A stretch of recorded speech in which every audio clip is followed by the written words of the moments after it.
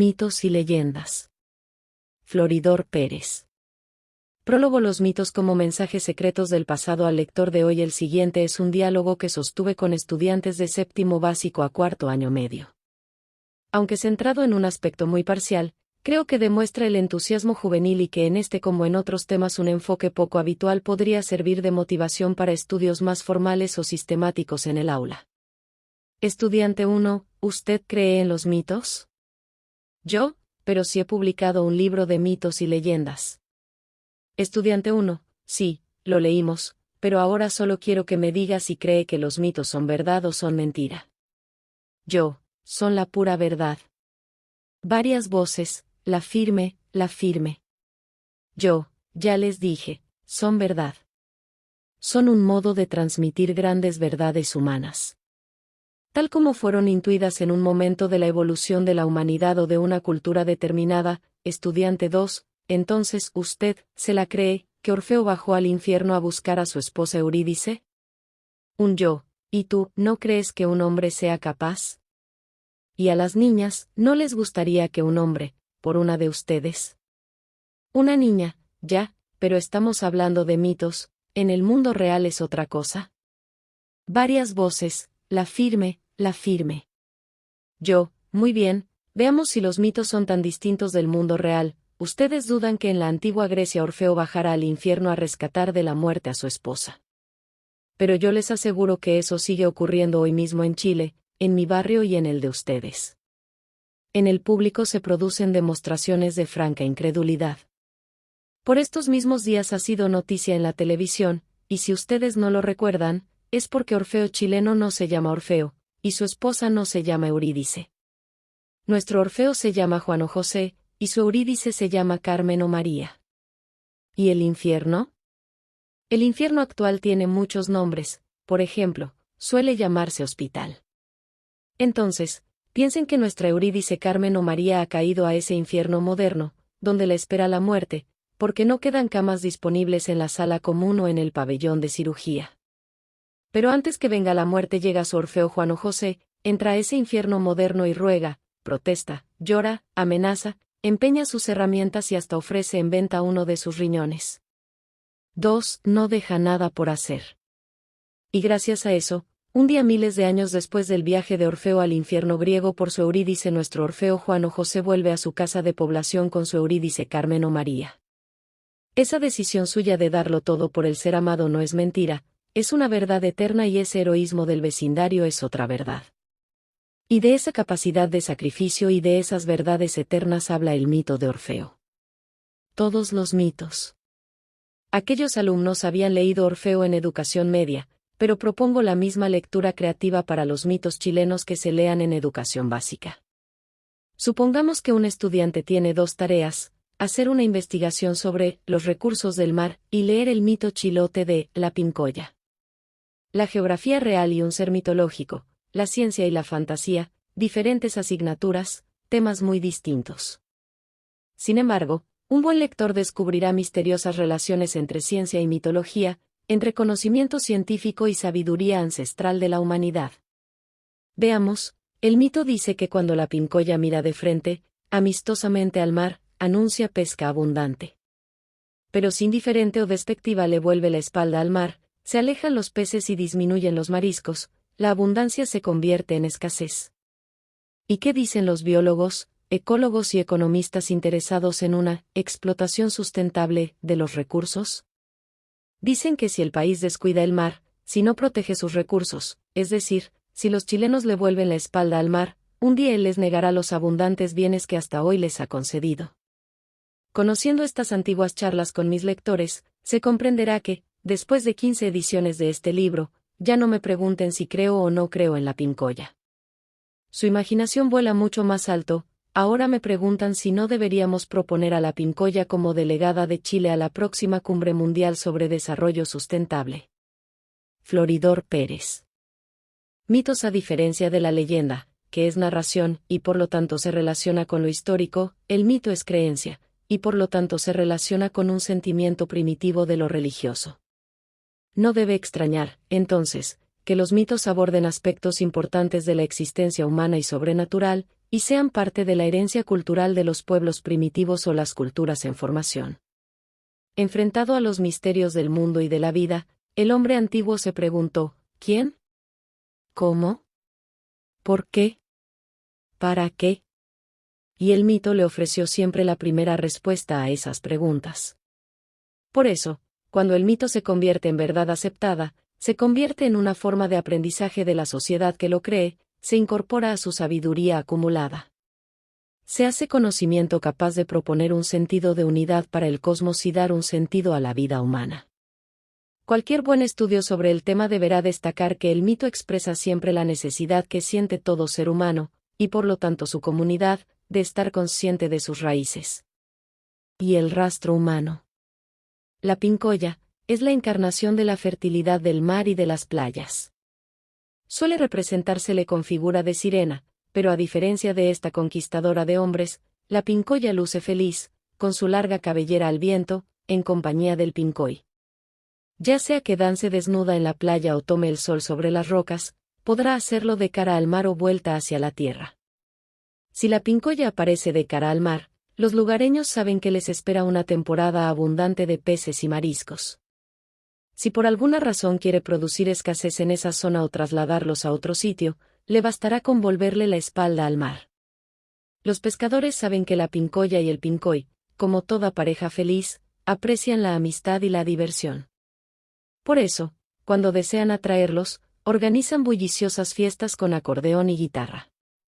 Si el grupo sube a una lancha y se dirige a una determinada playa donde bailan, cantan y ríen, la pincoya lo seguirá, llevando con ella abundancia de peces y mariscos al sector.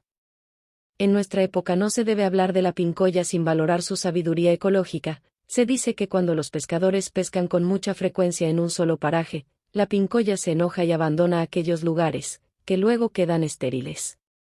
El chonchón, muchos hemos oído su estridente tue tue tue revoloteando sobre los tejados del caserío o sobre nuestras propias cabezas en los caminos del campo, pero nadie ha logrado verlo.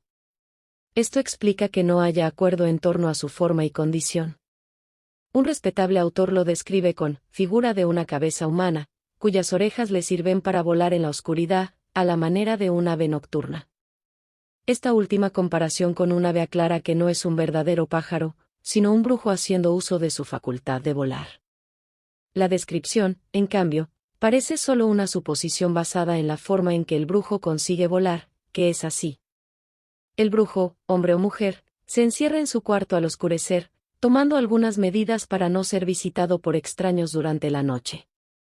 Aplicándose ciertas pomadas mágicas en la garganta, se separa la cabeza del cuerpo, sin que se derrame ni gota de sangre. Mientras el cuerpo reposa plácidamente, a la cabeza le salen inmediatamente alas y se lanza al espacio. No es un vuelo sin rumbo. Su viaje puede ser a la cueva de Kikabí, de Salamanca u otra en que se celebre un aquelarre, puede dirigirse al lecho de un enfermo o a causar cualquier daño solicitado por algún mortal enojado con otro. Si oímos sobre nuestra casa su tue tue tue, debemos decirle, pasa, chonchón, tu camino. Y así lo hará. Porque si le dijeran, vuelve mañana por sal, que al otro día se presentará una anciana harapienta o un elegante caballero, que dirán, vengo por la sal que me ofrecieron anoche. En ese caso, lo mejor que se puede hacer es entregarle un salero, pues de lo contrario el chonchón tomará la oferta por una burla y se vengará cruelmente. El trauco. Faltan estudios científicos que determinen con exactitud el grado de adaptación del trauco a las nuevas condiciones de vida que le impone el constante deterioro de su hábitat, el bosque de Chiloé. Si el trauco no se adaptara, estaría en serio peligro de extinción esta especie mitológica, que algunos emparietan, con razón, con sátiros y faunos grecolatinos, y sin razón con los traviesos duendes. Las descripciones físicas del trauco lo presentan como un enano deforme, de no más de 84 centímetros de altura. Vive en el hueco de los árboles o en cavernas naturales, alimentándose de frutos del bosque como un hombre primitivo. Y como él, usa un hacha de piedra, con la que anuncia su presencia golpeando los árboles. A imitación del hombre moderno, en cambio, se esmera en presentarse bien vestido, con traje de quilineja y un sombrero tipo cucurucho, tejido de parecidas fibras silvestres. Sus piernas cortas y chuecas terminan en un remedo de pie sin talón y sin dedos, lo que le da un andar inseguro. Para superar este defecto, el trauco usa un bastón llamado Paweldun, tan retorcido como él, y con el cual llega a identificarse. Así, cuando el chilote cree encontrar un Paweldun botado en el bosque, lo azota contra una piedra, sabiendo que el trauco sufrirá en su cuerpo el dolor del castigo. Llegando a casa, colgará el palo sobre el fogón y, si efectivamente era un Paweldun, goteará un líquido espeso, que tiene la propiedad de curar los males físicos causados por el trauco. Y estos son muchos, porque el trauco es un personaje perverso. Verdadero psicópata del bosque, se instala sobre un tronco con inofensivo aspecto de contemplar el paisaje. Sin embargo, en cuanto aparezca una figura humana, caerá sobre ella el maleficio de su mirada o el nefasto poder de su aliento. Conviene advertir que su magia actuará de modo muy distinto según sea el sexo de la persona.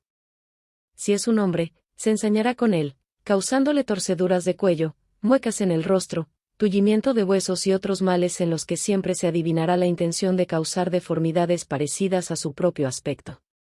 ¿Y si la persona sorprendida por el trauco es una mujer?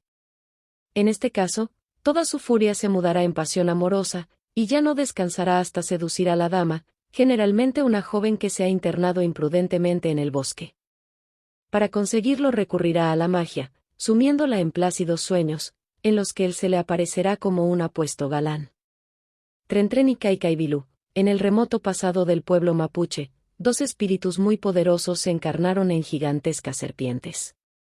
Una Kaikaibilú agitaba en el mar su profundo odio al género humano. La otra Trentren, o Crencren, miraba con afecto al hombre desde la cumbre de un cerro. Un día Kaikaibilú se propuso la destrucción de los seres, haciendo subir las aguas del mar. Trentren, que desde la cumbre observó la retirada del mar que precede a un maremoto, dio oportuno aviso a los hombres de la tierra. Los llamó a trepar al monte, donde ella los pondría a salvo, junto a los animales y las aves. Pumas y zorros, llamas y huemules, peucos y torcasas, queltehues, pidenes y chucaos olvidaron enemistades o recelos, corriendo y volando juntos hacia la salvación.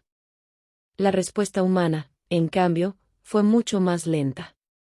Estaban los ancianos que se negaban a dejar su tierra, de toda una vida, las mujeres que querían cargar con todo, desde el telar hasta la piedra de moler. Y no faltaban los incrédulos, los indecisos que, ya lo pensarían, y los que, no pasa nada. Entretanto, las aguas subían incontenibles, arrasando chozas, ahogando a los confiados y a los lentos, que iban quedando convertidos en peces, mariscos o peñascos. Solo un pequeño grupo avanzaba hacia la cumbre, mientras el mar lamía sus talones. El poder destructivo de Kaikaibilú parecía triunfante, pero Trentren no abandonaba a la raza amiga, elevando la altura del cerro a medida que subían las aguas. Gracias a ese truco lograron salvarse una o dos parejas, a las que aún se les impuso una pena más, debieron ofrecer en sacrificio a uno de sus pequeños hijos, que arrojado al mar logró calmar la furia de Kaikaibilú, con lo cual las aguas retrocedieron lentamente hacia sus playas. Todos los pueblos de la tierra guardan la memoria de un diluvio, y el lector de hoy ya habrá comprendido que esta es la visión del diluvio mapuche. Por lo tanto, el valeroso pueblo cantado por Ercilla en la Araucana descendía de aquellos milenarios sobrevivientes. Y es notable que a la ola invasora respondieran con los mismos legendarios recursos, su resistencia física, la protección de su naturaleza y el sacrificio de sus hijos.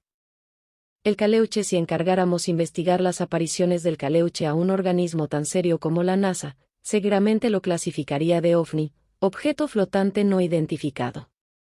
La tradición chilota, en cambio, acumulando antecedentes de generación en generación, hoy puede considerarlo plenamente identificado. El Caleuche es un barco fantasma o buque de arte, que navega los mares de Chiloé y los canales del sur. Nada le impide arribar a cualquier puerto, aunque siente predilección por algunos como Yicaldad, Trentren y Kikabí, o fondeaderos como Yutui, Punta de Kemchi y otros.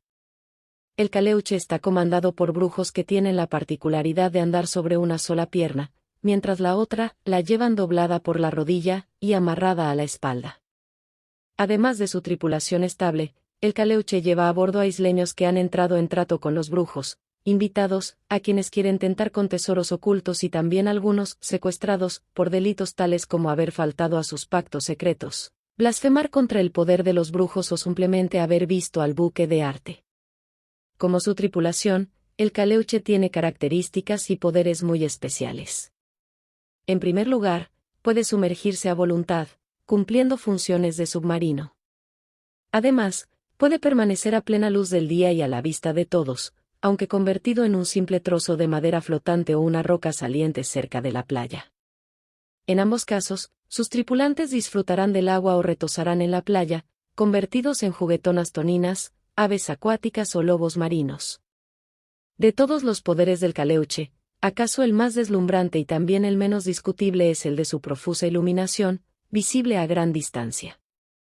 Como el Caleuche castiga a quienes lo espían, casi todos los testimonios sobre su presencia o sus poderes se deben a encuentros casuales.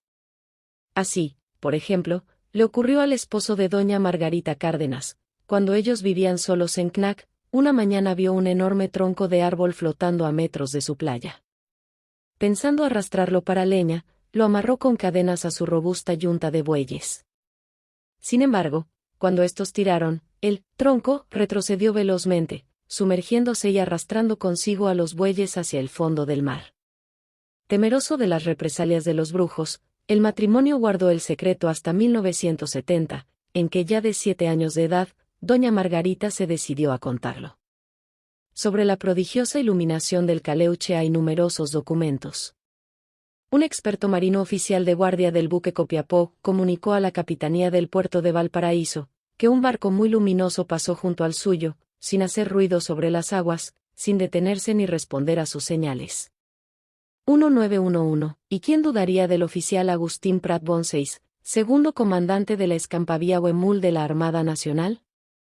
Cuenta el sobrino del héroe de Iquique que, a las 3:45 del domingo 8 del mes en curso, la guardia le avisó que se acercaban 2 luces blancas, cuyo aspecto, a la vez que grande era muy poco común, no creían que fuesen luces de un remolcador, pues venían como suspendidas en el aire a una altura no menor de 1 metro y sin verse embarcación alguna. Iba a salir a cubierta, cuando percibí que por la claraboya de mi camarote entraba una gran claridad que lo iluminó a tal punto que parecía se incendiaba.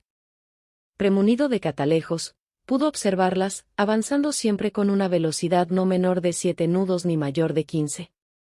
Después de permanecer largo rato en unas carboneras fiscales, emprendieron, de nuevo su vertiginosa marcha, en dirección a Punta Agüí. Una vez que hubo clareado el día ya no se divisaba nada, por lo que se suspendió la observación. Conocer cientos de estos casos es la única forma de desentrañar los secretos del Caleuche. En el archipiélago se encuentran todavía muchos desdichados que sobrevivieron a la experiencia de haber pisado la cubierta del buque de arte, pero desgraciadamente ellos nada pueden aportar, porque los brujos, antes de dejarlos ir, les hicieron perder la razón y la memoria. Con esta precaución procuran seguir perteneciendo a los misterios del cielo, mar y tierra, que todavía abundan en el mundo actual. 2 especies en peligro de aparición andan los ecólogos, y con razón. Preocupados por las numerosas especies de la flora y fauna chilena en peligro de extinción. Preservemos la llama y la vicuña, dicen ellos, el alerce y el huemul del escudo. Pero conservemos también, digo yo, aquellas especies fabulosas que pueblan el mito. Ellas estarán en constante peligro de aparición a la vuelta de estas páginas. El alicanto, solo el minero, que pasa buena parte de su vida sin ver el cielo, pudo imaginar un pájaro que no vuela, es el alicanto. Vive en las cercanías de las minas de oro y plata, y no por capricho, esos minerales constituyen su alimento preferido. No es raro, entonces, que con el estómago cargado de tan preciosa ración le sea imposible alzar el vuelo. Tampoco es raro que sus ojos despidan plateados destellos, y sus alas tengan brillo luminoso. Ni siquiera podrá extrañarnos que ponga huevos de oro o plata, según sea el mineral donde anide. La parte verdaderamente asombrosa del alicanto se refiere a ciertos extraños poderes que Dios le dio. Lo primero es que su cuerpo no proyecta sombra alguna sobre la tierra. Lo segundo es la capacidad de apagar a voluntad el fulgor de sus alas, si se siente perseguido. Este recursor, sumado a su precaución de abandonar el nido solo al anochecer, ha salvado a esta especie mitológica del peligro de extinción. También ha contribuido el hecho de que, al revés de lo que sucede con otras valiosas aves que viven en vecindad del campesino torcasas, perdices, codornices, un minero jamás mataría a un alicanto. Todo lo que quiere es seguirlo, ustedes ya adivinan por qué. Y también lo sabe el alicanto. Porque él no es el portero de la mina, que cuida sus tesoros, sino un habitante de la naturaleza que puede conducir por el camino correcto al hombre que sepa interpretar sus señales. Aunque la historia no lo diga, la leyenda sabe que un alicanto guió al cateador Juan Godoy por cerros y quebradas, antes de mostrarle el rico mineral de plata de Chañarcillo, el 16 de mayo de 1832. Porque el alicanto solo entrega sus tesoros a los mineros de corazón. Al verse perseguido, somete a prueba al hombre, se esconde para probar su inteligencia, lo hace subir y bajar para demostrar su constancia, lo hace esperar y desesperar para probar su fe. Si descubre que solo lo guía la codicia, apaga sus alas, se camufla tras un peñasco o su indignación puede llegar al extremo de conducirlo hasta el borde de un barranco. Solo cuando descubre una auténtica vocación minera, el alicanto se convierte en lazarillo alado que conduce al hombre hacia la veta de mineral más fino. La historia de la minería chilena está llena de casos incomprensibles, para el ingeniero, o extrañas circunstancias, para el periodista, pero que resultan absolutamente normales en tanto se estudian las sabias costumbres del alicanto. Por ejemplo, serios historiadores escriben que el arriero Fermín Guerra, de viaje a Copiapó, de pronto perdió el rumbo y anduvo mucho rato desorientado, hasta que finalmente llegó a una sierra que tenía 3 depresiones, y allí encontró una veta. Refiriéndose al pueblo de Tres Puntas, surgido en ese hallazgo, dice sorprendido el diario de Copiapó, como por encanto hemos visto levantarse hermosos edificios particulares y obras públicas de importancia. Asombra ver aparecer como por mano de hada, y tenía a medias razón. Porque, como en toda labor minera, el encantamiento existía. Pero no de rubias hadas extranjeras, sino del legendario alicanto nacional que, como los sufridos mineros renunció a su porción de cielo por buscar en las entrañas de la tierra la riqueza que ésta guarda no esconde para todos sus hijos. El cuero jamás lo vi, pero recuerdo la forma exacta del miedo que produce, el frío que al nombrarlo sube desde el talón a la nuca, como si su solo nombre pudiera congelar el río en pleno verano. Porque allí vive, en ríos o lagunas. Tradicionalmente se le ha descrito con forma y tamaño de un cuero de vacuno extendido, aunque algunos le agregan detalles muy curiosos.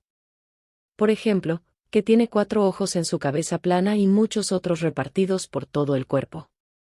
Los bordes de su rarísima figura aparecen rodeados por uñas y ventosas.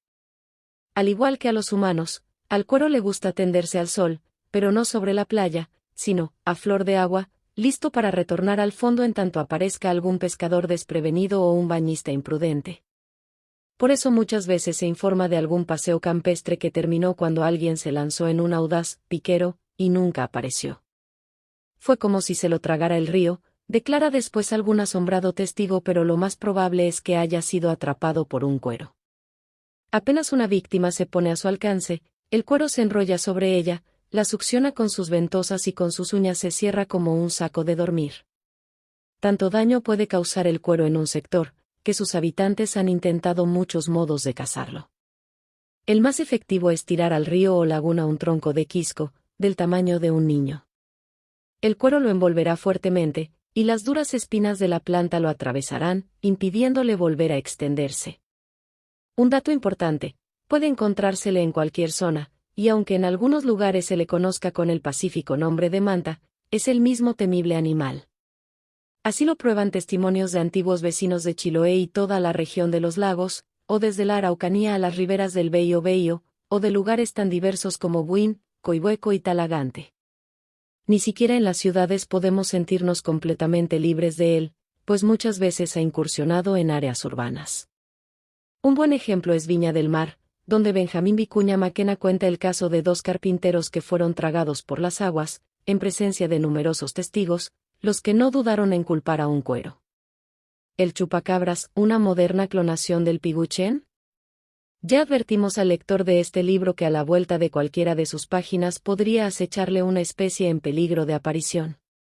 Y que ellas resistían hasta hoy la amenaza de extinción por parte del mundo moderno, lo demostró hacia fines del siglo XX la prensa nacional. En efecto, diariamente informaba de una misteriosa mortandad en gallineros o rebaños de cabras y ovejas, las que aparecían muertas pero enteras, sin otra señal que habérseles chupado la sangre. Este es un caso en que la mitología se cruza con el periodismo, el presente con el pasado, nuestro libro con la prensa diaria.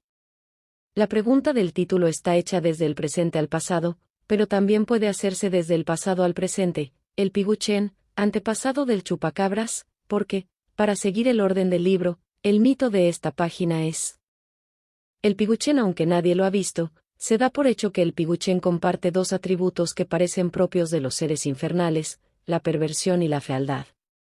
En Talagante, por ejemplo, aseguran que es una culebra que, de puro vieja y ya aburrida de vivir, se transforma en una especie de rana gigante, cubierta por un finísimo plumaje y con alas tan cortas y anchas, que solo le permiten cortos vuelos. Posee patas gruesas y unos espantables ojos saltones. En Coinco agregan un elemento práctico para la operación anterior: su cabeza termina en un pico largo y delgado. En Bichuquén lo pintan como una culebra con alas perfectamente emplumadas. En Coihueco le asignan ciertos gustos exclusivos, prefiere las ovejas negras. Pero es en Melipilla donde dan la clave para comprender el nombre con que la prensa ha bautizado su reaparición. Dicen que se alimenta de la sangre que chupa a las cabras y ovejas. El pibicheñe mapuche, ya que aventuramos prolongar la historia del piuchen hacia el presente, es justo estirarla también hacia el pasado.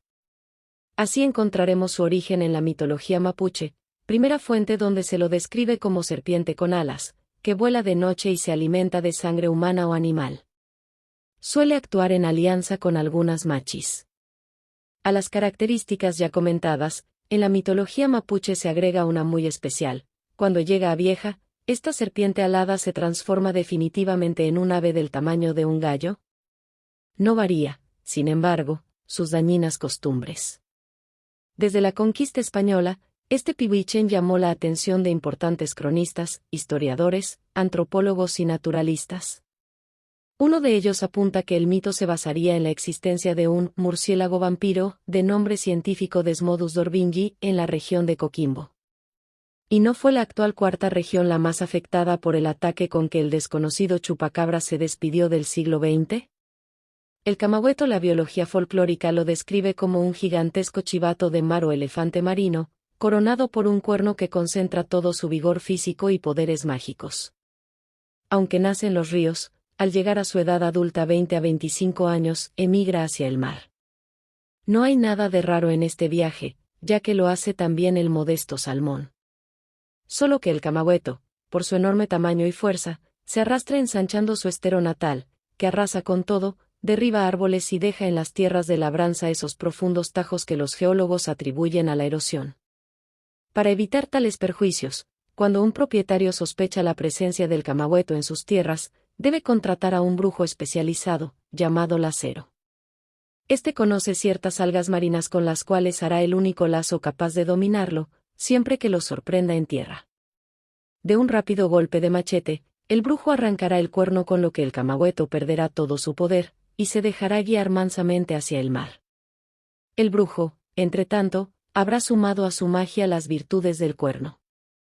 Si ahora quisiera vengarse de alguien o lo contrataran para causar un mal, le bastará con enterrar un pedacito del cuerno en tierra. De inmediato comenzará a crecer un nuevo camagüeto en el terreno que se desea dañar. La raspadura de cuerno de camagüeto tiene variados usos en el recetario mágico. Una pequeña porción mezclada con la ración diaria de los bueyes les dará fuerza extraordinaria. Los afuerinos que ignoran este secreto, no se explican cómo los chilotes pudieron transportar pesados aserraderos en plena cordillera de la costa, en que las vueltas del camino impiden tirar a más de una yunta de bueyes. También estas raspaduras actúan como poderoso tónico en el hombre, aunque en este caso el brebaje debe ser preparado con mucho cuidado, pues un leve exceso en la dosis podría causar locura. En forma de cataplasma tiene admirables efectos en la curación de zafaduras o quebraduras de huesos. Todo lo positivo que pueda conseguirse del camagüeto una vez domado por el brujo, tiene su contrapartida en el mal genio del animal en libertad, que es capaz de alterar el clima. Sus poderosas cornadas en las rocas y sus furiosos bramidos producen relámpagos y truenos. mientras sus revolcones en el agua desatan esos aguaceros de verano, que tanto sorprenden a los turistas que visitan Chiloé, la tierra natal del Camagüeto. El caballo marino. Aunque muchos puntos geográficos suelen disputarse la cuna del caballo marino, la verdad es que en casi todas las tradiciones costeñas existe la creencia en estos corceles que a las verdes praderas prefieren las profundidades del mar, ríos, lagos o lagunas. En Chile, sin ir más lejos, los vecinos de la laguna de Yico están convencidos de que ella alberga uno de estos animales mitológicos que, tal como los caballos terrestres, cambian de potrero. Cada cierto tiempo abandona sus aguas nativas y se traslada a la laguna de Calmil, arreando consigo hasta allí una abundante pesca. Dondequiera que haya nacido, este caballo fabuloso es hijo legítimo del mar. Y, vivo retrato de su padre, representa el incansable oleaje marino, siempre arrojando espuma por la boca y lanzando estruendosos relinchos. Corre a la velocidad del viento costeño y solo se deja domar con riendas de sargazo.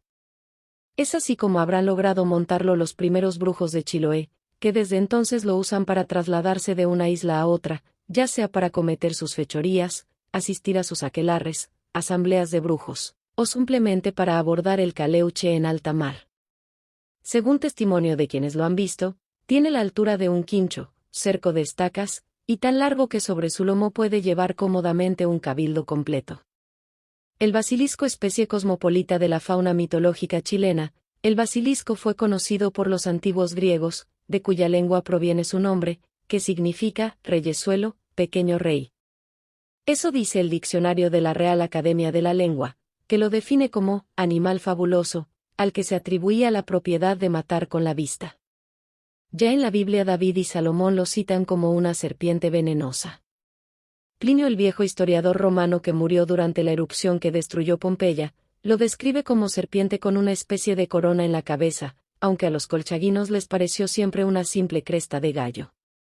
Así lo dice en 1910 el chileno Julio Vicuña Cifuentes en sus Mitos y Supersticiones, cuyas informaciones coinciden bastante con las del Manual de Zoología Fantástica, 1957, del gran escritor argentino Jorge Luis Borges. El basilisco, al menos en la forma que la especie evolucionó en la mitología chilena, nace de un pequeño huevo redondo que pone un gallo muy viejo, según decían en Chillán, o cuando cumple 7 años, como aseguraban en Curicó. En su Diccionario de la Lengua y de la Cultura de Chiloé 1994, Renato Cárdenas dice que puede ser puesto por una gallina vieja o un gallo colorado. A diferencia de otros monstruos temibles, el basilisco se esconde debajo de las casas o en cuevas, desde donde solo asoma la cabeza. Una sabia precaución, pues si le basta una mirada para matar a su víctima, también una sola mirada de ésta lo mataría. Este poder de matar y morir por la mirada es usado como defensa por quienes temen cruzarse con él. Llevan un espejo en la mano, que devolvería al basilisco su propia mirada, causándose una muerte instantánea. Porque no es raro que en este raro animal, su mirada se convierta en un verdadero boomerang, esa rara arma arrojadiza, que si no da en la presa vuelve al cazador. Leyendas, es una crónica imaginativa del pasado de una comunidad. Es una ficción, pero se basa en hechos posibles ocurridos en lugares geográficos conocidos y con participación de personajes reales. Según su origen o fuente de inspiración de la cual provengan, las leyendas pueden dividirse en 3 tipos: mitológicas, históricas o religiosas. La Tirana del Tamarugal. La Tirana es un pueblo de la Pampa del Tamarugal, a solo 84 kilómetros del puerto de Iquique y a 1.010 metros sobre el nivel del mar. Allí donde hoy se celebra la más concurrida fiesta religiosa del país, a mediados del siglo XVI nacía como hija legítima de la historia americana la primera leyenda del territorio que por entonces comenzaba a llamarse Chile. Esta historia comienza en el Cusco, cuando en julio de 1535 parte hacia Chile la expedición de Diego de Almagro.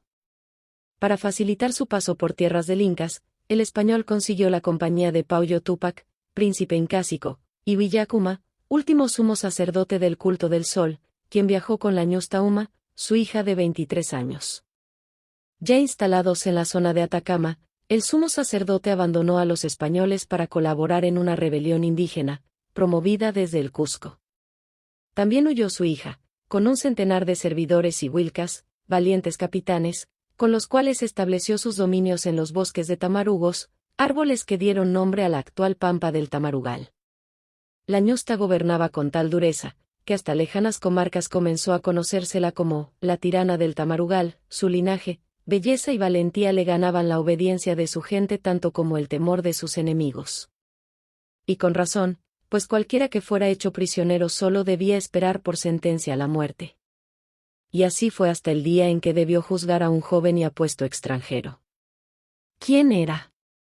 Dijo llamarse Vasco de Almeida. ¿De dónde venía? Dijo pertenecer a un grupo de mineros portugueses establecidos en Huantajaya. ¿Qué hacía en las cercanías de su campamento? Dijo andar buscando la mina del Sol, cuya existencia le revelara un cacique amigo.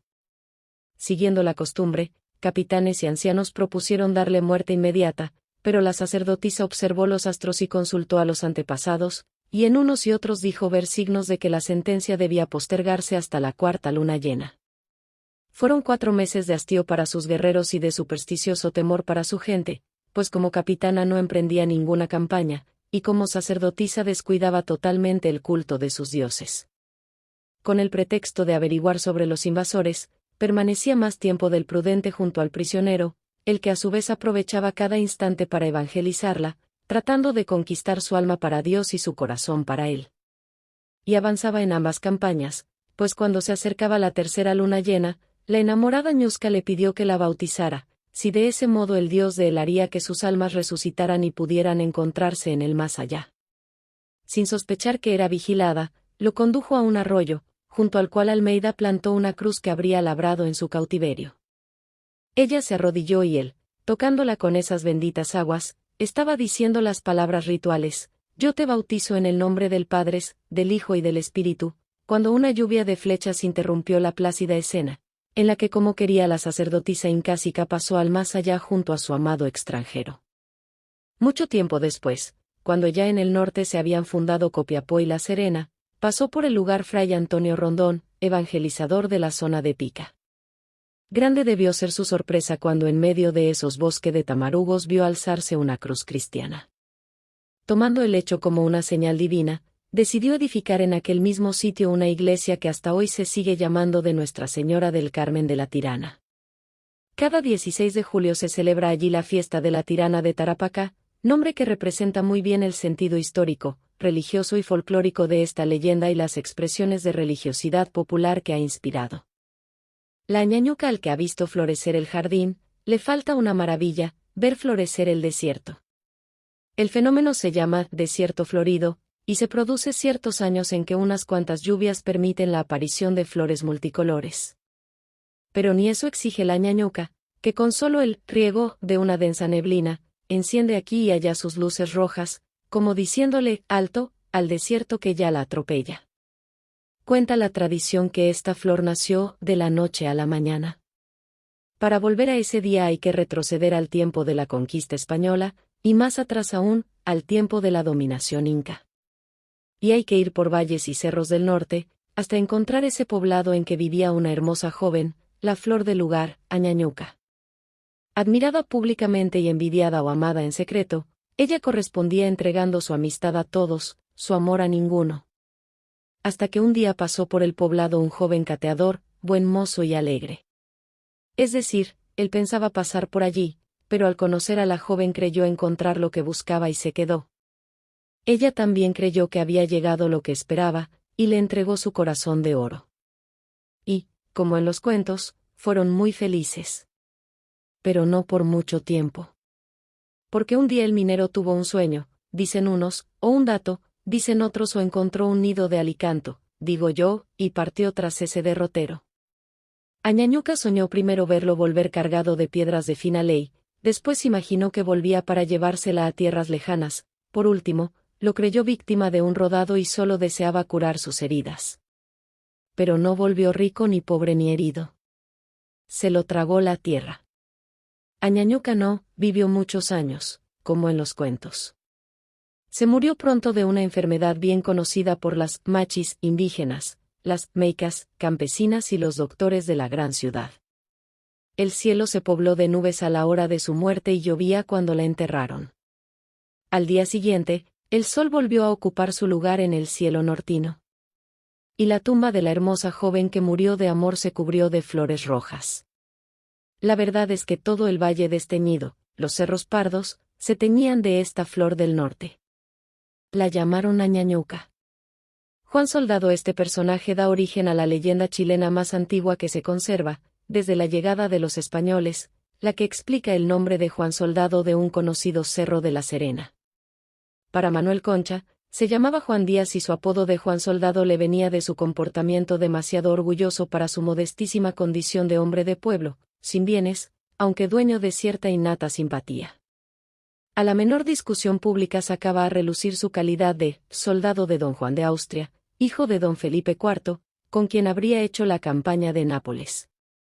Estos arrestos de hombre de honor lo llevaron incluso a retar a duelo a dos de los más prominentes vecinos de la ciudad que lo habían insultado, en 1681.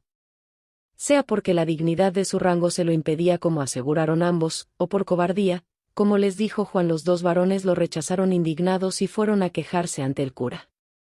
En el sermón dominical, este condenó al soldadillo como ofensor a las buenas costumbres y la sociedad serenense lo expulsó de la ciudad. Juan Soldado marchó al destierro con la cabeza en alto y el paso firme. La paz volvió al lugar. Tiempo después, cuando el asunto parecía totalmente olvidado, dos distinguidos vecinos de la ciudad amanecieron muertos a puñaladas. Eran don María de la Peña y don Justo de Cepeda, los mismos a quienes en vano exigiera limpiar su honor, Juan Soldado. Como era de esperar, se promulgaron bandos al son de trompetas, llamando a encontrar, capturar o denunciar a Juan Díaz, alias el Soldado. Pero pasó el tiempo sin que jamás se diera con su paradero, y la vida retornó su curso normal.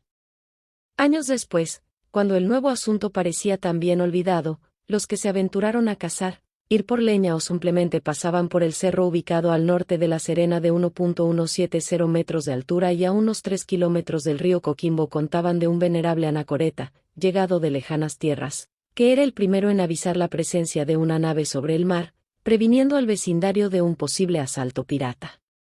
Desde el púlpito, el mismo cura Padín Morales que había condenado a Juan Díaz, proponía al anacoreta como modelo de virtud. Así pasaba el tiempo y los serenenses, cada vez que el humo de una fogata en lo alto del cerro les anunciaba la cercanía de un barco, agradecían la benéfica presencia del ermitaño. Y así fue hasta el mismo día en que, fijando unos linderos de la hacienda llamada entonces Puntayo y compañía, se descubrió el cadáver del santo varón, que acababa de morir. Solo entonces fue reconocido, era Juan Díaz. El corregidor Gregorio Cortés y Monroy, que dirigía el grupo, fue de los primeros en verlo. Ha expiado su crimen, dijo. Y acto seguido dispuso que, a partir de ese instante, el lugar fuera llamado Cerro de Juan Soldado. La mina maldita durante el periodo de la Patria Vieja, la hacienda Rungue, ubicada en la antigua ruta Valparaíso-Santiago, pareció destinada a ingresar a la historia de Chile, cuando su propietario ofreció donar una parcela al primer soldado que en el campo de batalla arrebatara un cañón a los españoles. Lo curioso es que nadie recuerda si algún soldado cobró esa recompensa, y en cambio ingresó a la leyenda el nombre de Martín Vega, que a diario salía al campo a dar la batalla por el pan, sin empuñar más armas que sus herramientas de labranza. Y fue justamente en esas faenas que su arado dejó al descubierto un papal de plata, como llaman los mineros a un terreno con trozos dispersos de plata nativa, desprendidos de la veta principal de alguna mina cercana. Vega buscó afanosamente esa veta y, siguiendo el curso noreste del estero Rungue, la descubrió en lo alto de una colina cuyos faldeos descienden a los llanos de Polpaico. Devoto de la Virgen de las Mercedes, había prometido levantarle un altar en el mismo sitio donde descubriera la mina, y de inmediato se dispuso a cumplir su palabra. Comenzó con una provisoria capilla de piedra, donde instaló una imagen de la Virgen, por la cual pagó su peso en plata. La Orden de la Merced se interesó en la naciente capilla, y un domingo envió a un fraile joven y animoso a decir misa en el lugar. Terminado el oficio, el cura se despidió del vecindario y acompañó a Vega hasta la mina, que ya comenzaba a ser visitada por curiosos y cateadores. Llegaron a las faenas justo cuando un sudoroso apir aparecía en la bocamina cargando sobre sus espaldas una papa de plata nativa de unos 40 kilos. Deslumbrado, el fraile no resistió la tentación de pedírsela, a lo que el devoto minero respondió que esa era una ofrenda de la Virgen, y como tal la guardaría. Pero la vista de aquel tesoro había despertado la codicia del fraile, quien insistió en pedirlo, y al no conseguirlo con ruegos intentó arrebatarlo por la fuerza. Desconcertado el minero, sin saber cómo reaccionar ante una conducta tan impropia, perdió la paciencia, alzó la mano y le asestó una bofetada. Ahora el desconcertado fue el fraile, aunque supo exactamente lo que debía hacer, vuelto hacia la bocamina, alzó su mano y, diciendo unas palabras en latín, la maldijo 3 veces. Tembló la tierra y un estruendo rodó por la colina, como si un río de piedras se desbordara por debajo de las raíces de los árboles. ¿Y la mina? Nunca más se supo de ella. ¿Y Martín Vega? La leyenda asegura que murió solo y pobre. Tan pobre como murieron muchos descubridores de grandes riquezas mineras de Chile. Según la tradición oral, Vega descubrió la mina en 1812, el año de los Carrera, como lo llamó la gente de aquel tiempo. Más de medio siglo después, Benjamín Vicuña Maquena, en su hermoso libro De Valparaíso a Santiago, escribe: hoy día los cerros de Runge, de Tiltil y de Polpaico están cubiertos de infatigables cateadores, y todos buscan con afán la mina maldita. ¿La encontrarán? Dan ganas de responderle, nunca. Pero nunca digo nunca, porque nadie sabe lo que pueda pasar en el futuro, cuando a los jóvenes lectores de este libro tengan mi edad, y les corresponda contar sus propias historias. Origen del Mugay Riatu Aure Rangi, 17º rey de los pascuenses, eximió a los constructores de estatuas de todo trabajo que no fuera esculpir sus famosos moais. La alimentación de estos artistas fue encargada a los pescadores de la isla. Este esforzado gremio tenía una vida difícil. Aparte de su peligrosa labor en el mar, consumía gran parte de su tiempo en tierra fabricando anzuelos, que por entonces se hacían de piedra. Era un largo trabajo detallado y pulimentado, hasta alcanzar la forma adecuada. Por muy diestros que fueran en la fabricación de anzuelos o en su uso, los pescadores debían lamentar que un alto porcentaje de peces lograra soltarse una vez mordido el anzuelo. Esto traía muy molesto al joven Ureabaía Nuhe, o Urebaisaus, descendiente de famosos pescadores. Una noche, mientras invocaba al dios Meacay, se le apareció el espíritu del anciano pescador Tiracoca, quien le explicó que los fracasos en la pesca se debían a la mala calidad de los anzuelos. Ve a la cueva donde sepultaste el cadáver de tu padre, le dijo, y toma un trozo del muslo. Con él harás un anzuelo de punta barbada. Cuando el joven se repuso de la impresión, siguió las instrucciones recibidas y se dirigió al mar. Allí pasaba el día y regresaba por la tarde sin pesca alguna, causando la burla de los que antes lo admiraban.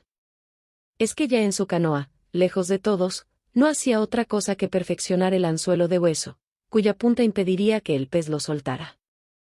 El día que lo tuvo listo, eligió un sitio algo apartado, de modo que los demás no lo vieran hasta la tarde, cuando regresó con su canoa colmada de peces. No hay para qué decir cómo lo espiaron para conocer su secreto, pero él lo mantuvo en absoluta reserva. Tanto molestó al resto su actitud, que un día lo abordaron en plena faena. En la confusión muchas canoas se volcaron y no pocos se ahogaron, entre ellos el joven inventor. Pero si él pagó con su vida un desmedido afán de sobresalir, su canoa mostró a todos el secreto de su éxito, el anzuelo de hueso, que desde entonces se incorporó al progreso de la comunidad. Estos anzuelos de hueso, llamados Mugayiri, se fabricaron desde entonces con el hueso del muslo del pescador fallecido. La curva se hacía con una pequeña rebarba que impide que el pez lo suelte. Es un instrumento que cumple también su propósito, que hasta hoy se encuentran nativos que los prefieren a los de fabricación industrial. El roto que engañó al diablo, el diablo es tan diablo, que hasta los más diablazos le temen a sus diabluras. Es que nadie se atreve con el diablo, al menos eso pensaba él, hasta que cierta vez, hace muchísimo tiempo, se encontró con un rotito chileno. Bartolo era un guaso joven, al que todo le salía mal ese año. En otoño se helaron sus chacras y en invierno se hundió el sembrado. De puro flaca se murió su vaca. Así que Bartolo tiró el yugo, el arado, la rastra, el rastrón, y partió en busca de mejor suerte. Tenía unos tíos en la costa, pero ¿cómo se haría pescador si ni siquiera conocía el mar? Ser minero debe ser más fácil, pensó Bartolo, encaminándose a los lavaderos, donde decían que las pepitas de oro se hallaban como chicharrones en un plato de porotos. Pero no encontró oro. Volviendo triste a casa, pensó si el oro brillaría como escamas de peces en la red, o las pepitas serían como granos de trigo en la era. Oscureció en el bosque. Tuvo miedo. Pero más miedo tenía de volver a su tierra sin un cobre, porque pronto sería, el 18, y él quería bailarse unas buenas cuecas con la Peta, la niña más linda y hacendosa de la comarca. Entonces recordó que su abuelo le había contado de qué manera se había hecho rico un patrón suyo. «Más que hago pacto con el diablo», exclamó Bartolo, y los pelos se le pararon de susto. Sacando fuerzas de flaqueza, tomó aliento y llamó 3 veces al Patas de Hilo. Un relámpago abrió de par en par las puertas del cielo y por la tierra rodaron todos los ruidos del bosque. Entonces lo vio, de pera y bigote y rabo, de chispas por los ojos y una risa del demonio, lo vio. Allí se estuvieron Bartolo y el diablo, hablando de negocios, de venderle su alma al diablo. No tenía más que vender el guaso Bartolo. 100.000 pesos le pidió por su alma, pensando que si volvía en esa facha, la Peta no daría un centavo por él. Le pareció buen precio al diablo. Se los dio. «Pero hay que firmar un pacto», dijo el diablo. «¿Cuándo querís que te lleve?» «Hoy mismo», respondió Bartolo, haciéndose el de las chacras. Se extrañó mucho el demonio, pues todos le pedían años y años para gozar la vida. Por fin acordaron que vendría a buscarlo mañana. El malo le pinchó el dedo del corazón al guaso, y con su misma sangre escribió: «Bartolo Lara, no te llevaré hoy, pero te llevo mañana». En cuanto el rotito firmó el pacto, el diablo lo guardó y desapareció, en una explosión de fuego, humo y olor de azufre.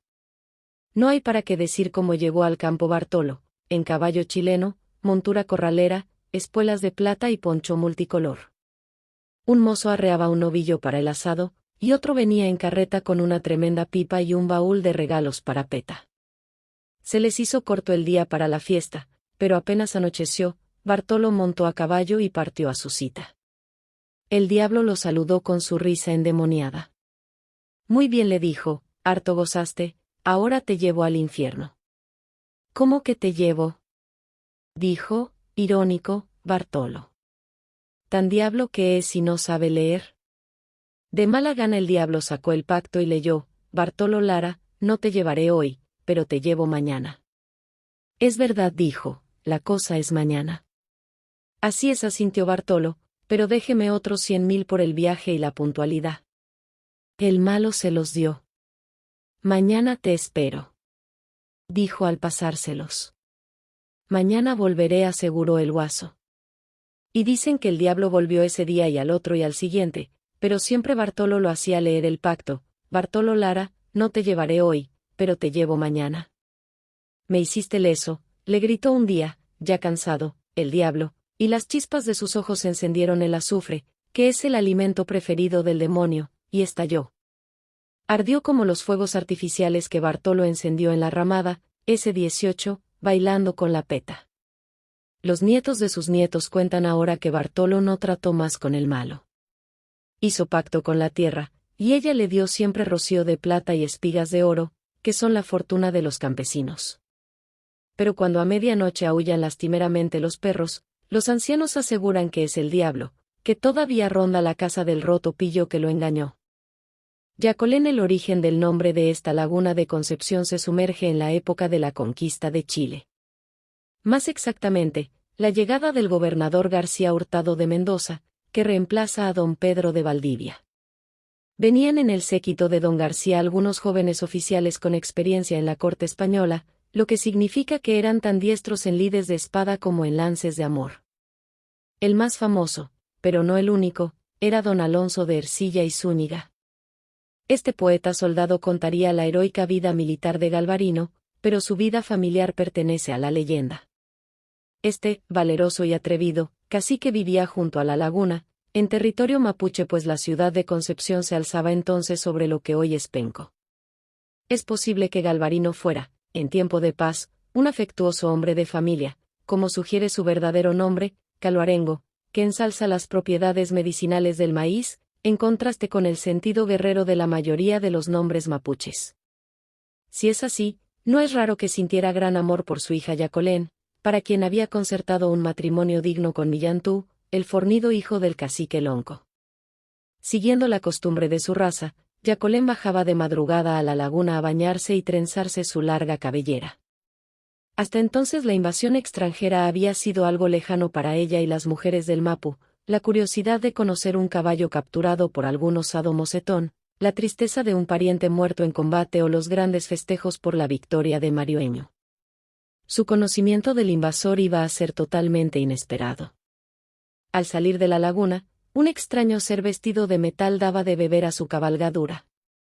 Tan pálido como pudiera estar un hombre enfermo, cansado o triste.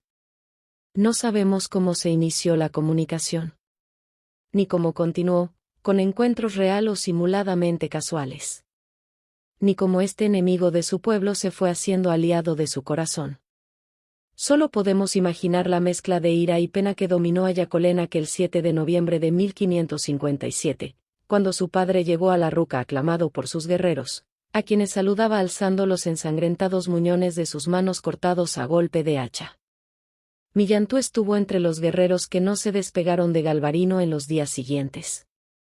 Tratando de poner orden en su mente, la joven Yacolén se dirigió a la laguna un atardecer. Odiaba a todos los españoles, pero no estaba segura de si ese todos incluía también a uno. Cuando notó su ausencia, Millantú, obedeciendo a su instinto del peligro, tomó su maza y se encaminó a la laguna. Ahora más que nunca debería brindarle protección. Como una visión, Yacolén vio acercarse desde el lado del Bello al joven oficial español. Caminaba lentamente, a pie, con su caballo de tiro. A Yacolén le ardió el rostro. Se lo mojó con agua de la laguna, donde su mano tocó una piedra. Debía alzarla y arrojarla a ese hermoso rostro. ¿O simplemente debería huir de él para siempre? Ya cerca, el capitán desenvainó su espada. Tal vez lo mejor sería que me matara, pensó instintivamente Yacolén. Pero entonces vio que el ademán era contra Millantú, que llegaba por el lado opuesto. Brilló la espada. Zumbó la maza. Fue una lucha breve, como si a ambos interesara más terminarla que ganarla. Rodaron enlazados. A Millantú, que cayó encima, le asomaba un palmo de metal sangriento por la espalda. El cráneo del español se partió con el peso de ambos estrellado contra un peñasco de la ribera. ¿Eso era la guerra? Sollozó Yacolén. El abrazo mortal de estos hombres, que pudo ser amoroso para ella. ¿O la caricia de su padre en los cabellos, arrancada a golpe de hacha? Lo único pacífico eran las quietas aguas de la laguna. Y a ella se arrojó Yacolén en busca de consuelo.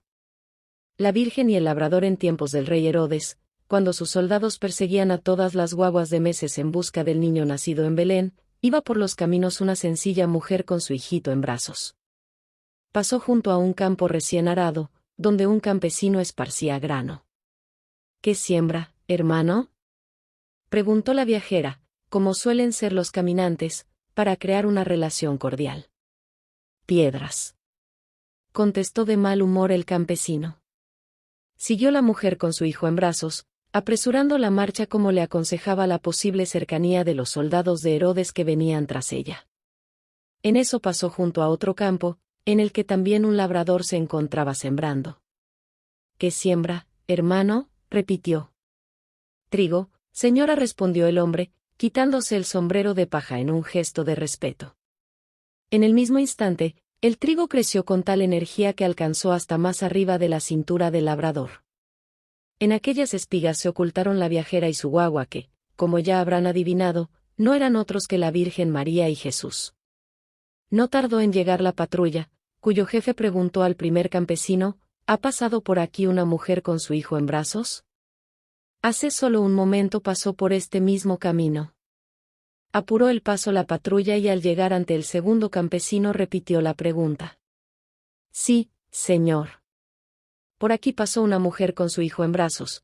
Cuando yo estaba sembrando este trigo, mirando aquellas altas espigas, el jefe de la patrulla pensó, con razón, que el primer campesino lo había engañado.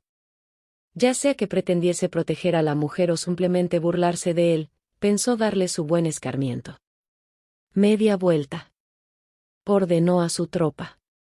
Y todo el entusiasmo que tenían reservado para una larga marcha, lo consumieron castigando al rudo campesino.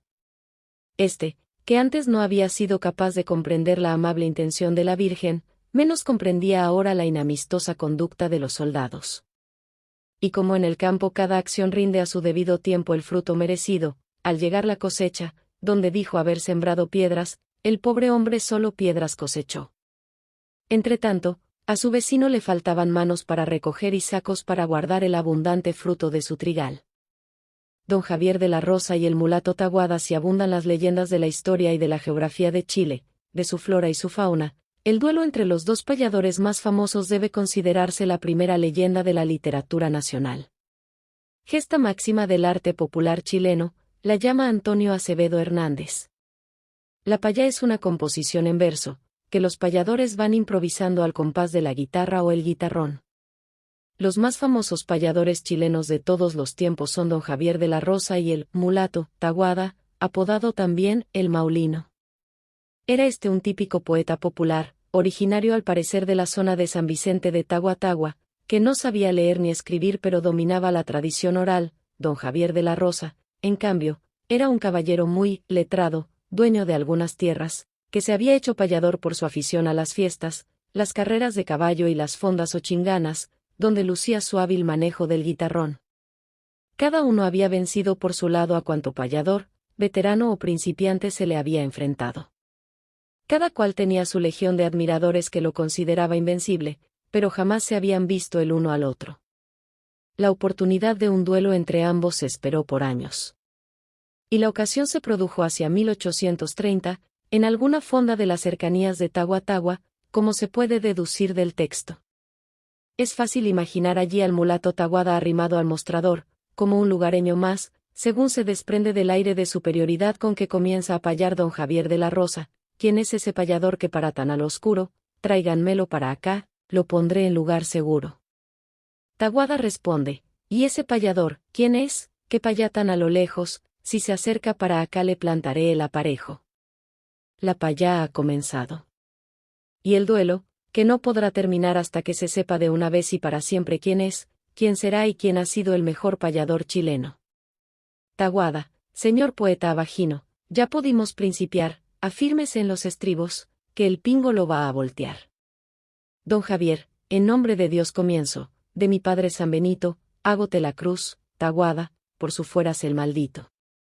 Taguada, mi don Javier de la Rosa, no sea tan propasao, usted es viejo y yo soy joven y en fuerzas lo habré sobao. Don Javier, habís de saber, Taguada, que en fuerzas no hay que confiar, porque en la puerta del horno se suele quemar el pan. Taguada, mi don Javier de la Rosa, se lo digo sin recato, usted ha venido a encontrarse con la horma de su zapato. De Javier, tú lo dices sin recato, y yo te lo digo en forma, que tú has venido a encontrarte con el zapato de tu horma. Taguada, sépalo desde el principio, pues le conviene saber, de todos los payadores en mi tierra soy el rey. De Javier, que eres el rey en tu tierra, lo creo de buena fe, en la ciudad de los ciegos el tuerto suele ser rey.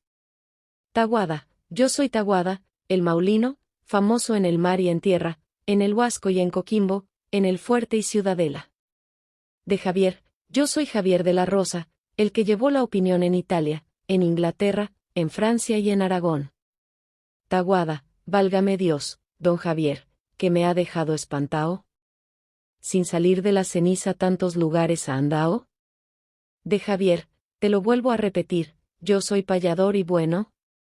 Tú serás más cenicero, puesto que has andado menos. Taguada, a este viejo abajino, a este gallo desplumao, yo le salaré el cogote y ají le pondré en el rabo. De Javier, a este tordo maulino, si me anda con muchas maulas, lo desplumaré de suerte que le vean la callana. Taguada, a usted, que es tan agayúo, aquí me lo quiero ver, una vara, estando seca, ¿cómo podrá florecer? De Javier, de este inocente Taguada la pregunta me da risa. Quiébrala y échala al fuego, florecerá la ceniza.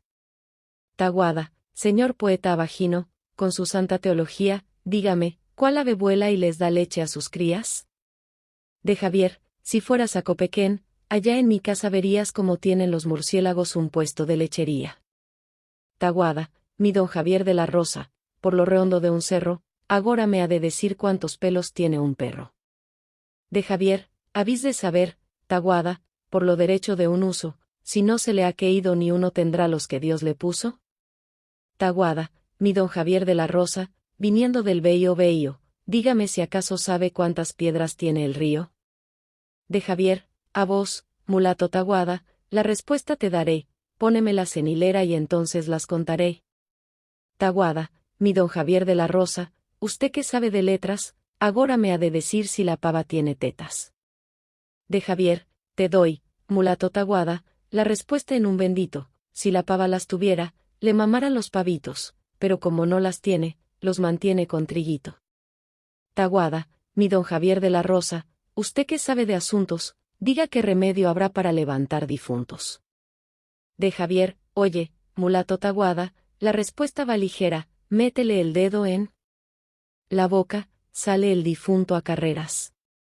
La tradición asegura que esta descortés respuesta mereció un reclamo del mulato y la intervención del juez de la contienda. Solo después de largas negociaciones pudo seguir la payá, de Javier, Taguada, yo te saludo antes de largarte el agua, y que sepa Tagua que a bueno te ganaré.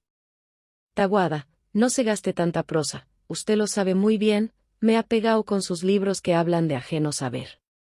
Esta queja se refiere, sin duda, a una parte de la larga payadura no conservada por la tradición oral, y en la que don Javier trataría de confundir al mulato con temas que requieren conocimientos específicos, como ocurre a continuación. De Javier, dime, si te hallas en vena, ¿qué dice la teología sobre las almas en pena y sobre las jerarquías? Taguada, almas en pena no existen, alma en pena, digo yo, es la que se encuentra triste porque la mata un amor. De Javier, has contestado muy bien, pero sábelo, Taguada, Dios dispone de las almas. Taguada, que Dios dispone yo sé. De Javier, dime qué hay en el oriente, en tierras que el Ganges riega con sus inmensas corrientes.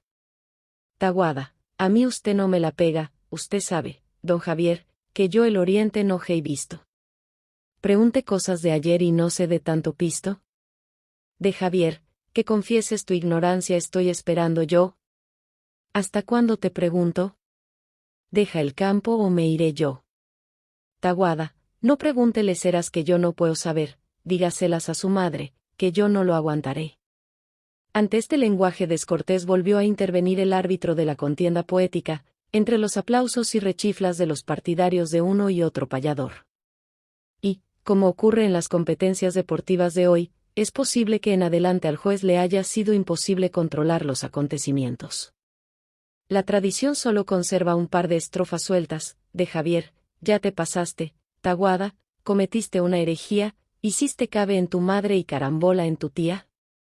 Taguada, si es la hora que se pierda mi fama de payador, váyase a la misma, mugre el bribón que me venció. Este legendario duelo poético había durado toda la noche.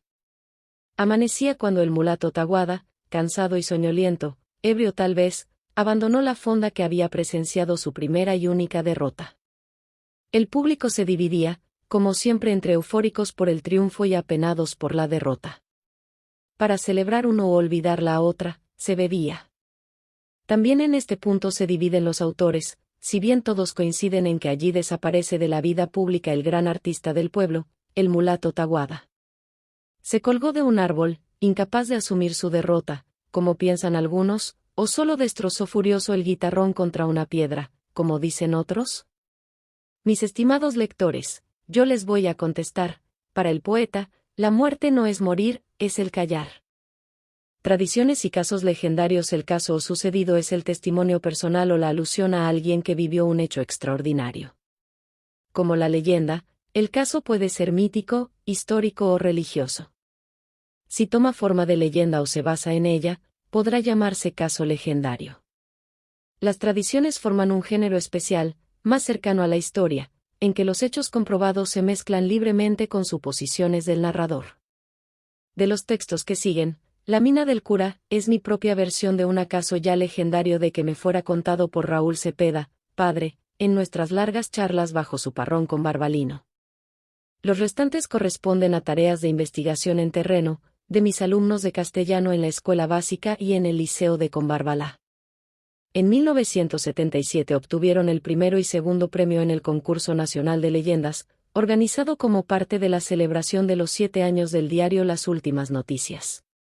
La mina del cura. Los combarbalinos no la recuerdan por otro nombre, y por cierto que estaba bien puesto, pues la mina del cura era efectivamente del padre Pedro, que bautizó, casó o dio la extremaunción a varias generaciones.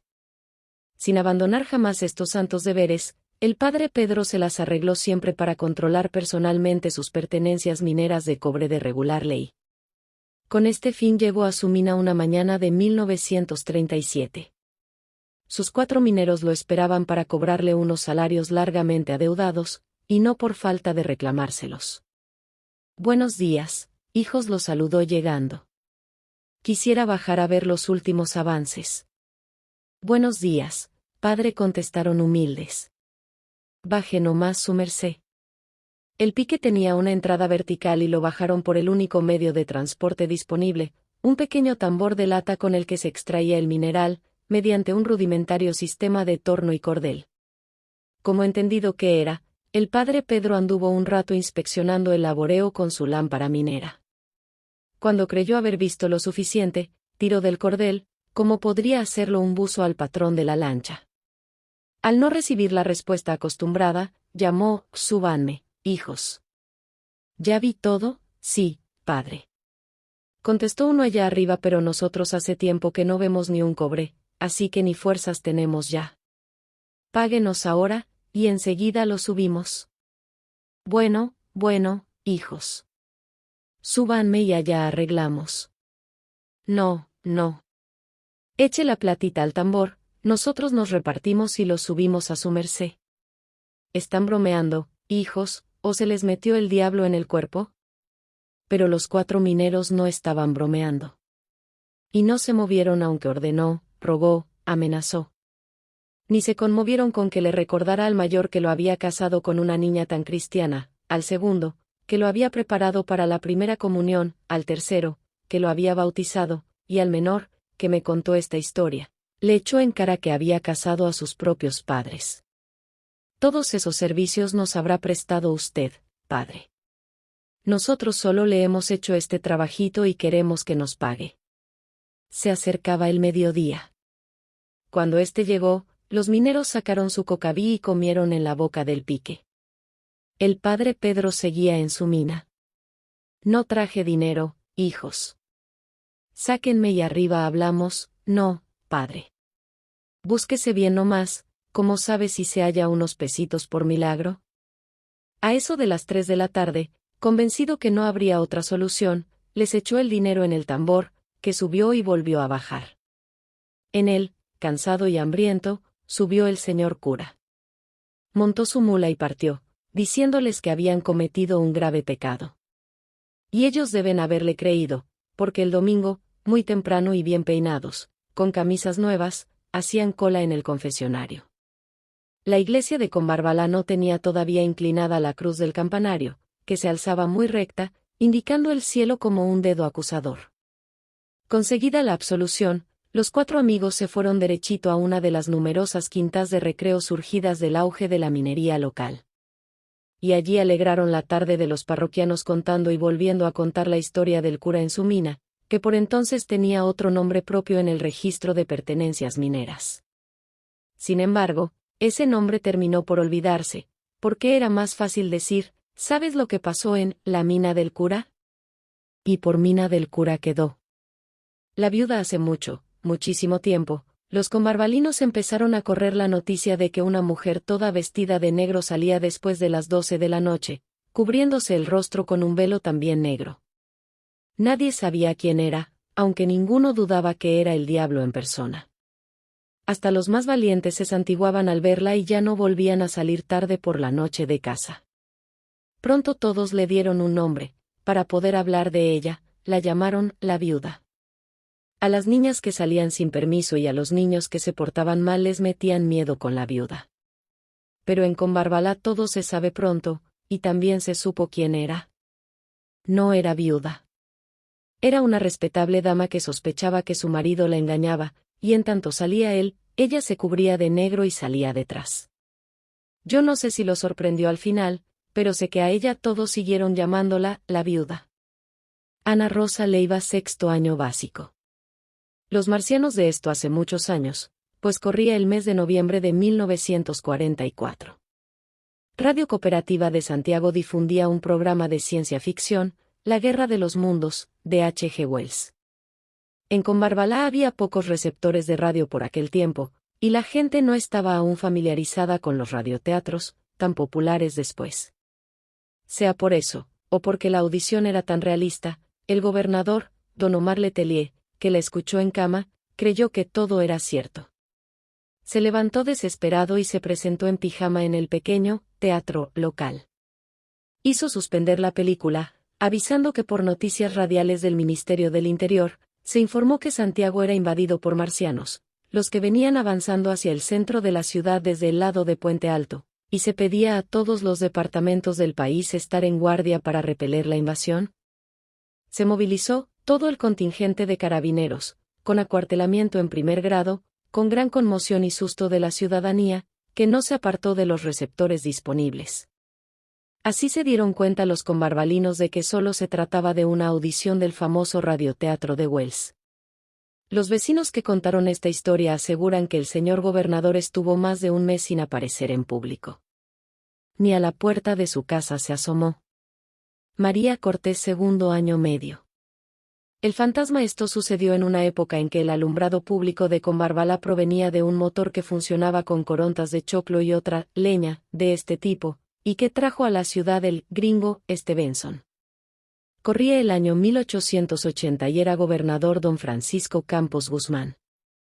La población venía alarmándose con la aparición de un fantasma que salía por las noches al suroeste del lugar, por Casas Blancas.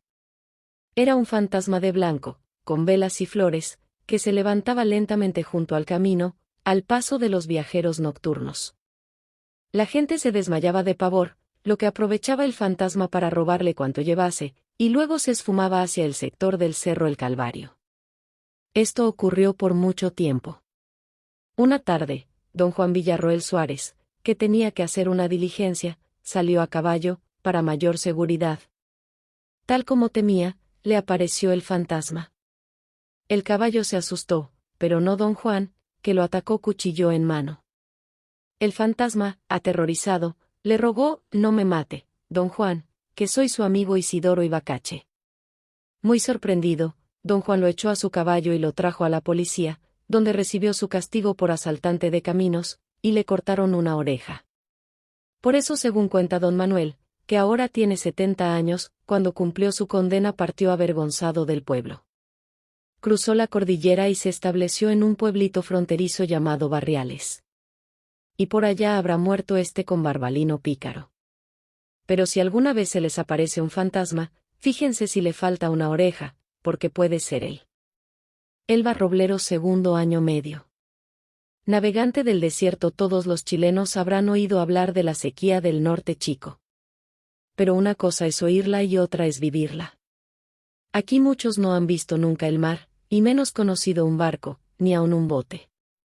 Cuando le hablaban de esas cosas a Tapia, siempre decía: «Me moriré y no lo veré», y así fue, pues murió relativamente joven, a causa de una pulmonía contraída en el último invierno grande, hace más de 25 años, dicen. El puente antiguo se lo había llevado el río con la crecida de las lluvias, y para cruzar el cementerio tuvieron que meterse al agua 4 voluntarios, con el ataúd al hombro. Sea por la poca costumbre de los combarbalinos de cruzar ríos, o por su mucha costumbre de beber en los velorios, lo cierto es que uno de los angarilleros tropezó y cayó. ¿Y Tapia? Imagínenselo. Adentro de su cajón de madera se fue río abajo, dando tumbos entre las piedras, en medio de la desesperación de los deudos, amigos y curiosos. Mucho costó sacar del agua a Tapia y meterlo en la tierra, dándole cristiana sepultura. De vuelta, en el quitapenas de calle La Unión, sus amigos discutían si así se cumplía su profecía de morir sin navegar. Pero lo que no supo fue que a él sí lo vieron todos como el primer y único navegante de estos desiertos y del río Combarbalá, que cada 10 años ocupa con sus aguas el lugar que las piedras peladas por el sol le guardan desde el comienzo de los siglos. Bernardo Aros, tercer año medio. El queso y la sal. Los campesinos y los mineros son muy supersticiosos, pero los arrieros, por lo mismo que andan solos en la noche por los montes, se ponen valientes y descreídos. Por eso creo que será cierta esta historia que me cuenta mi papá. Ya era de noche, iba un arriero pasando frente a la casa de una familia a la salida de Cogotí, cuando pasa un chonchón gritando su tuza tuza, que tanto asusta a la gente. Adentro de la casa, la señora gritó: Ave María Purísima, vuelve mañana por queso y sal. El arriero oyó esto y siguió hacia su rancho. Al otro día, como tenía que pasar por ahí mismo, pasó a golpear la puerta. Salió la señora y le preguntó: ¿Qué desea, joven? Vengo por el queso y la sal que me ofreció anoche. Ya vuelvo, dijo ella, y se fue persignándose. No volvió a asomarse, pero con una niña le mandó un enorme queso de cabra y un paquetito. Gracias, dijo el arriero, guardando el queso. La sal la dejo, le dijo a la niña, porque mañana volveré por otro, y no quiero que esté desabrido. Yerko Campuzano, sexto año básico. Los Tres Morros de Curamávida. Hacia el año 189 la vecina localidad de Illapel era poco más que una hacienda de ese nombre.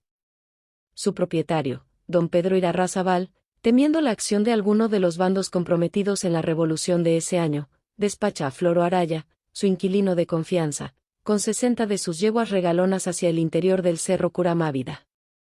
Una tarde en que Araya vigilaba su yeguada, ve una chinchilla que se acerca a beber de una vertiente, y recoge una piedra dispuesto a lanzársela. Sin embargo, su peso era tan grande en relación a su tamaño, que se quedó mirándola, totalmente olvidado de la chinchilla. Toma una y otra piedra del lugar, y su instinto coquimbano de minero le avisa que son de plata casi pura. A metros de allí hay 1, 2, 3 morros de la misma piedra, una fortuna de llegar y tomar. Araya señala el lugar, para volver por su cuenta, más tarde. Podría llegar a ser tanto o más rico que su patrón. Pensando en esto, le pidió permiso a don Pedro para viajar a Combarbalá a visitar a un pariente, enfermo. Llegando aquí, le contó al pariente la historia y le propuso la empresa. Mientras tanto, debía trabajar en algo para reunir los pesos para materiales. Y como tantos que han llegado a Combarbalá de paso, se quedó 1 año y 2. Se enamoró, se casó, tuvo hijos y murió sin volver a Illapel. Según la tradición, el lugar de los morros se guardó como secreto de familia, y lo conocen los descendientes de Floro Araya. En cada generación, la madre se lo cuenta al hijo mayor. Todavía es tiempo de explotar esta fabulosa riqueza. Solo es cuestión de hablar con el Araya que conoce el lugar. La dificultad está únicamente en saber cuál de los 457 Araya que hoy viven en Combarbalá es el heredero del secreto. Luis y Ricardo Chacón, primer año medio. La Virgen de la Piedra, origen de una fiesta religiosa local. A 16 kilómetros de Combarbalá hay un pequeño caserío llamado La Isla, donde anualmente se celebra una fiesta religiosa que congrega a fieles de la zona y viajeros de diversas regiones de Chile. Hace unos 60 años, cuando nadie conocía estos lugares, 2 hermanos de apellido Tapia salieron a pastorear su piño de cabras en los cerros vecinos, que les gustaba explorar en todas direcciones. En eso andaban un día cuando uno de ellos quedó asombrado al ver dibujarse en la piedra desnuda del cerro del frente una figura que le pareció muy familiar. «Pero si es la Virgen», dijo al verla su hermano mayor. De regreso a casa contaron a sus padres lo que habían visto, y al día siguiente fue a verla toda la familia. Quedaron asombrados también y se lo contaron a los vecinos.